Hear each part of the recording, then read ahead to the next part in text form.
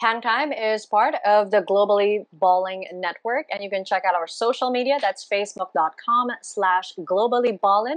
Instagram, don't forget to follow us at Globally Ballin Official. And don't forget also to tweet us. You can tweet us your suggestions of who you want us to interview in all kinds of sports here in the Philippines. That's at Globally Ballin. And for all of our sports fans, we've got more shows for you here from the Globally Ballin Network. We have the Globally Ballin podcast, an eternity of basketball, Hang Time, and Who the Heck Are We? Just check it out on our YouTube page. That's at Globally Ballin. And don't forget to subscribe and hit the notification bell so that you'll be notified every time we release a new video. And we have a new network show. Help us welcome Who the Heck Are We for sports opinions and stories. It's available on Spotify and on YouTube. Don't forget to subscribe and follow. If it's still not enough that ball is life, well, for all our shoot lovers, basketball lovers, we've got an eternity of basketball just for you, provided by the Globally Ballin Network. Again, available on Spotify and on YouTube. And for a quick and easy way to find us on all of our social media and all of our different shows, you can check it out. Our link tree, that's on the site right there, and you can find the link at the top of all of our show descriptions. Welcome to another episode of Hang Time with me, Denice Disney. And for today, we're filming this as we are about to enter ECQ season 3 na ba? I think season 3. And we're joined by one of the most acclaimed players in the UAAP, not only in sports, but also in her academics. She has continued to excel on and off the court. We have a former Perla spiker and UP Fighting Maroon, Kathy Bersola. Kathy, thank you so much for taking the time to join us. Sure, glad to be here. Thanks for inviting me. And yun na nga, we're incoming season 3 for the ECQ, but you know, a year and a couple of months. I think we just celebrated like the 500-day anniversary of this quarantine. It's not something that we should be celebrating. Pero, I don't know, a couple of COVID learnings, COVID pandemic quarantine learnings that you've experienced throughout a couple of months. I guess how important it really is to listen to our experts and actually apply strictly what they tell us to do. Kasi there have been a lot of different rules that the government's been pushing, different establishments have been pushing, but not all of them are scientifically sound. And I really don't understand why we don't have more experts on our, what do you call this, our board or our, the word is literally what, the people who make the rules. We need more people from the health sector who actually know what we need to do. So yeah, I guess that's one learning na we have to be meticulous about what kind of facts we listen to. I mean, what kind of news we listen to, what kind of who we listen to, and who we follow. Kasi you know it's been really bad, and with the way it's going, hindi pa ba nagtataka kung bakit hindi nag-improve yung state natin ngayon sa Pilipinas? Then another one is with vaccination. They tried to ease up the rules just because we had a little rise in our vaccination rate. Konti lang, tapos nag-ease up na agad sa rules. Tapos ayan, meron na namang bagong outbreak, and then they're trying to, you know, keep it on the down low, pero hindi dapat gano'n. So even if we're vaccinated, we're still not sure about how much it can protect us from new variants, or how we can get infected even if we're fully vaccinated. So I'm not saying that we shouldn't get vaccinated, because we all need to get fully vaccinated so that we won't die or we won't get severe COVID when we do get infected. But it doesn't mean that that it's 100% sure that we won't get infected. Kasi, kwento ko na ba, ako personally, I got COVID even after I was fully vaccinated. That's due to the very high viral load in the place where I got it. So yeah, I only had very mild symptoms, and they only lasted a few days compared to the other people there with me who had symptoms for the whole time we were quarantined. So yeah, I guess those are some of the pros that you can look at for getting fully vaccinated. It's kind of surreal hearing you talk about vaccinations, about COVID and the health situation here in the Philippines. Kasi parang kahapon lang, You were talking about volleyball. You're talking about sports. You were talking about the games. I mean, everyone knows you. Now, you're quite passionate when you talk about something. And now here you are talking about like the health sector here in the Philippines and what you demand from it. But doesn't it feel, I don't know, not naman weird, but yung nostalgia na yung stages of your growth na from being all about volleyball, being all about sports in general, the discipline of it, training, biglang nag-shift into something that's, well, I wouldn't say far from sports, but it sort of is. The industry is like in complete contrast with one another. For me naman kasi, it's not necessarily a shift because me going into the medical side is still me looking forward into serving under sports. Kasi what I want to do is go into ortho and then eventually sports medicine. So it's still very close to my heart. Hindi, not because I'm not playing. It doesn't mean na I'm not into sports anymore or like I totally left that world behind. Kasi I'm looking towards the future na dun din yung bagsak ko. Dun din ako pupunta. Yun din yung sector na pinaka gusto kong tulungan. I'm not saying that that's the only faction I want to serve when I become a doctor, but it's the main one I want to really focus on because I believe that our athletes really deserve the best, and I want to be one of those people who truly help them and make sure that they're at their best all the time. But aside from that, it's been crazy. Actually, it's been a few weeks pa lang since I stopped playing when the league bubble started. Din pa lang ako nag-stop maglaro, and since then, it's been difficult to still see my batchmates play, see younger people than me play, older people than me play. Actually, hindi ako masyado nanonood kasi naiinggit talaga ako. Pero wala ganun. I chose this and wala. Ito talaga yung gusto ko. So, I really had to give something up. So, wala. Kung kahit na ganun siya ngayon, ganito yung feeling ngayon, I'm sure na it will be worth it talaga in the end. But I'm seeing also tidbits na being in sports showed you kung ano yung nagkukulang na serbisyo na binibigay sa mga atleta. Because Ayel brought up also mental health and how, it's not being given enough importance, of course, in the UAAP or like, just in sports in general. And here you are naman in a different sector, like in physical health. But what led you to, I guess, becoming or wanting to take on that road and that journey? It's actually a funny story how the idea of becoming a sports doctor came to me because when I was a kid, sobrang na-amaze ako when I first watched Kobe play. Then I told my family, I was 8. I told my family, I want to be Kobe's doctor someday. I want to be the Lakers team doctor someday. Pero like I had no idea how I'd get there. Like wala talaga. Like I didn't even see yung path kasi walang doctor sa family namin and we didn't know people then or families of doctors. We didn't have much of those. So I just said it kasi sobrang amazed ako kay Kobe nun. Tapos until nagtuloy-tuloy na nag-shift na yung ganung mentality na I want to do this to serve our athletes, our countrymen. And yun, like, sobrang hilig ko rin kasi sa sports, like different sports. I play a lot of sports and lahat yan I feel are very important and we can excel in different sports. So, yun, I guess that's how the idea of becoming an orthosurgeon and a sports doctor came to me. Although I was very far away. Funny, but At saka, at least it was very clear at a very young age. Tapos you've stayed consistent throughout all the years. I mean, when you're at that age, parang nag-iiba-iba pa yung gusto mo maging pag, of course, when you reach college, you go through so many stages of wanting all of these occupations. But from the very start, I mean, it's been quite clear to you. But you've also been a student athlete far longer than, of course, any other athlete or some because even while you were in med school, you were still playing for Perla Spikers. And I remember interviewing you for Quartet before, na it was something that you didn't necessarily find hard because you found it as a way for, an outlet for your stress na you couldn't at that time. You could still juggle volleyball and medicine and you couldn't let volleyball go just yet. And then, nasabi mo na naiinggit ka, pero, I don't know, like, do you see yourself maybe ever coming back to it after you're done with with I'd your like to like think internship? so.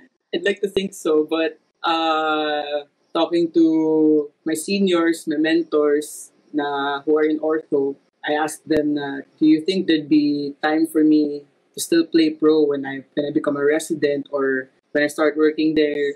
And they're like, no, not really. So yeah, that's why I'd like to think na meron pang chance someday. But being realistic, I don't think meron pa. But we don't know what's gonna happen in the future. So maybe I hope. And I think for me, if anyone can juggle it, it would be you. Like I said, you've juggled everything so gracefully, so strong in the past. Na doing such two hard things. I mean, everyone knows how rigorous training volleyball could be. And it could be whole day, and yet you still are able to make time to study medicine. Parang I don't know which is which. Parang which is part time, volleyball or medicine for you during before. For me, it's both full time. I work at 200%.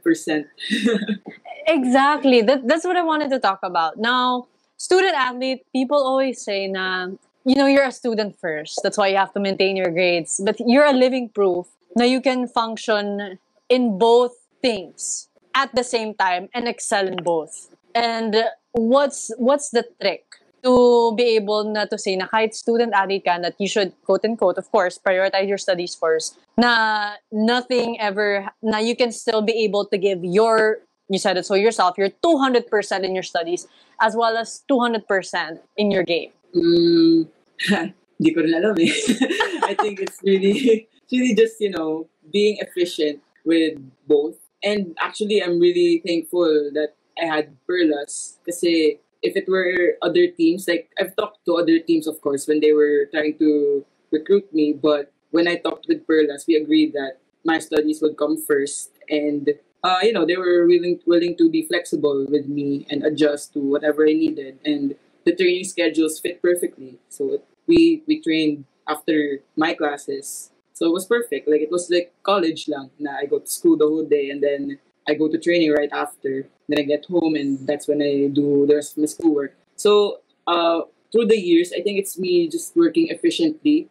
Like I try my best to work fast, but with high quality. So when I study, I try to go at it in one take.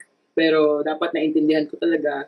I rarely do repetitions, especially when I don't have time anymore. So I try to understand what I read the first time I read it. And then when I'm in class, try my best to listen, to be attentive, so that I'd be actively remembering the things that our profs are telling us. Ganun. So yeah, efficiency lang talaga. And, actually, totoo yun, yung sacrifice talaga. There's really some things na you can't do the way all your other peers or your other friends get to do. Yun lang naman. Pero those things are fine with me kasi I always look at the bigger picture and, what's gonna be best in the long run instead of like now lang. Sinasabi mo na yun lang yun, but breaking down your actual mindset, even I myself, and it, like, I'm in awe because how you break it down, like, it's consciously thinking of what to do at the same time actively pursuing it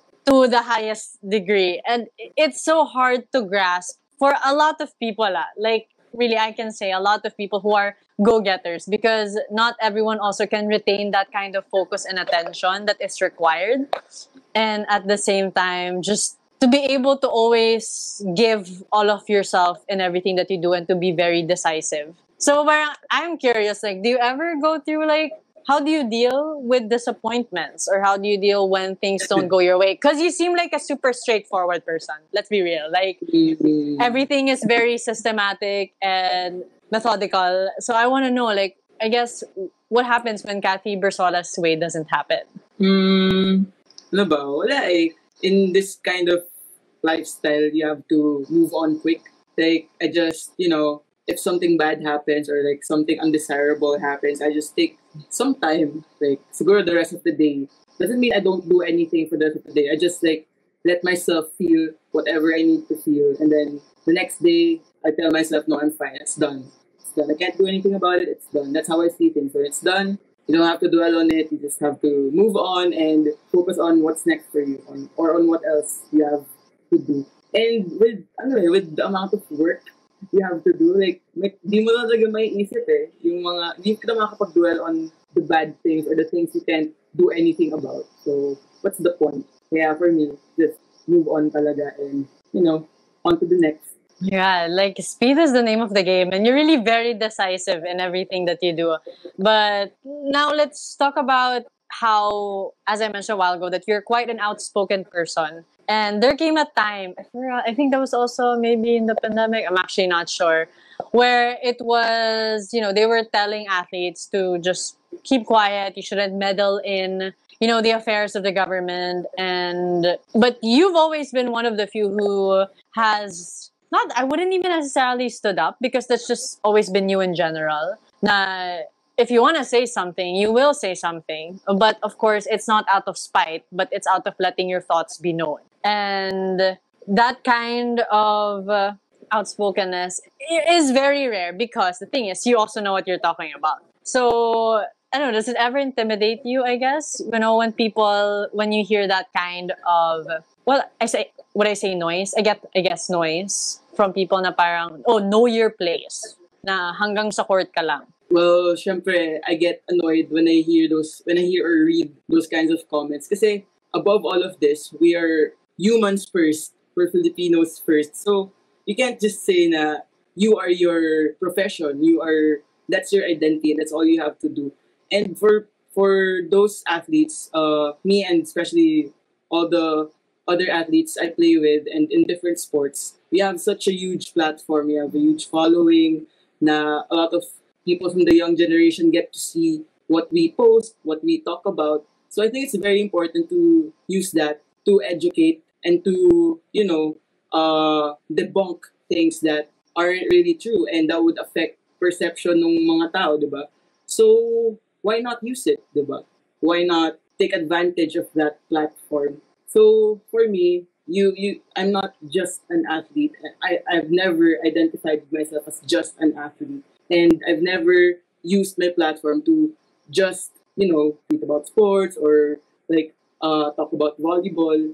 Kasi there's more to life than that. Like, that's not where my whole life revolves. And politics really affects everything that we do. Like, even if you say, tanggalin niyo yung politics sa sports, hindi pwede kasi it really affects. And, wala. Parang buhay natin, these are the people who should be taking care of us and making sure that we're living good lives. So it really affects everything that we do. Even in healthcare, politics and healthcare, you cannot separate it. Health is political, sports are political. So, yeah, hindi pwedeng enjoy lang, nanonood ka ng sports, naglalaro ka ng sports, tapos wala ka nang pake sa nangyayari sa ibang bagay. Kasi, that's a bit selfish. And, there's a bigger world out there, a bigger country, more people who need you and who need to be educated and learn the truth and what we need as a country. So, yeah, for me, very important to use our platforms well. Sports is political, health is political, and everything about the society that we live in is political. So what's the role? Parang how, not even what's the role, parang how active should athletes be with the platform that you said, with the massive platform that you mentioned that athletes have and the influence that you have, that it's even more so important for them to speak up during crucial times like this? Oh, okay. Yeah, so hindi lang naman ito yung politics na national government. Yeah. You even have politics in your own teams, in your own managements, in your corporation to sponsor you. So in times like these, when we need to band together and go towards a common cause for the greater good, we need to, use our influence to educate people, to help them realize what's right and what's wrong, or with what's happening in our country. Kasi you can be just a player and focus on your playing, but if you have this opportunity, that would be a little selfish if you don't, try at least to use it for the greater good. Like, you have a lot of followers, so what? If you're not influencing anyone to do anything good, or if you're not, helping out for a greater cause, So yeah, that's when I can say na siguro that's when you are just an athlete. But for me, we're not just athletes. We're humans first, and that's what we need to do. Kasi what's happening right now, we don't wanna go through this through 6 more years. We can't. We won't survive. Now your evolution from Kathy as an athlete, student, and then of course now as a healthcare worker. Would you say there's how have you changed or how have you grown or have you still remained constant? I guess. When it comes to the work ethic, how I treat people, how I see people, it's the same. Whether it's in me playing sports or me being in the hospital handling patients, it's similar because the discipline, the values I've learned from sports, a lot of them I can apply to real life and being a doctor in the future. So I don't think there's much difference. It's just that I'm more how can I put this? I'm more like aware. Yeah. Like before kasi syempre when I was in volleyball, when I was training, a lot of my time was focused then on improving myself and caring more about myself kasi I need to play well. I need to improve with my team, diba? But now, there's patients, there's people who need you, and you have to really care a lot, like give a lot of that care I had before to them instead of myself and my team. So sa kanila na, and yeah, parang there's really less time then to think about myself na din, I guess. So it's really just more of labas-labas ng energy and yeah. But all in all, I think I'm still the same way. Like there's not much left change aside from that. Do you find it more tiring? I mean, you've said it yourself. Na before the focus is just on you because that's true. You are first a player that you have to perform. I mean, you're representing a school, and you have to be able to play at your peak level. But now, as a healthcare worker, while it is still, of course, about taking care of yourself, there is more output involved, and that output includes really caring for a lot of people and really empathizing and sympathizing with them and focusing on them and serving the people compared to before when it was just your teammates, I guess, or your school. But this is like on a whole bigger picture, quote unquote, real life. Mas napapagod ka na ba? Or napapagod ka ba? Well, we've been out of the hospital for a year now kasi we had online clerkship last year, which we didn't want, of course. So medyo first day ko today sa face-to-face internship, and it was a bit difficult kasi hindi kami sanay. Like, didn't know what to do exactly when we were there na in the wards kanina, and it was a lot of catching up. So on the spot, we had to learn all the things we missed out on from last year. And I guess that's a tiring part, catching up from all the stuff that we missed. But the rest of the work, I think I'm used to it. Like the paperwork, the talking to patients. It's not much tiring. Kasi it's, for me, I see it as fun then to get to know patients' stories, their cases, and of course, learning from them. So, yeah, sakto lang, but siguro pag naka-adjust na and naka-catch up, it would feel much better. Less tiring than how I feel right now. Yeah. And how is it like, working the front lines of this pandemic? I think if anything, if there's truly one war that we are currently facing, it's this health war, not anything else. And you're in the front lines of it. And how is it like? Yun. So, yun nga, we're about to go into ECQ again, and we're not gonna be included in those who have to work from home. Kaming interns and pataas will still be going on duty, and ayun, parang ang apocalyptic ng feeling niya. There's not much people in the hospital, and then ang tahitahimik lagi, tapos decreased yung capacity ng mga wards. We get to admit less people, which is first of all sad kasi a lot of people need to be in the hospital. They need to be admitted. They need the help that we can give them. But hindi pwede kasi overcapacity na, or like hindi na pwede kasi we decreased nga the capacity.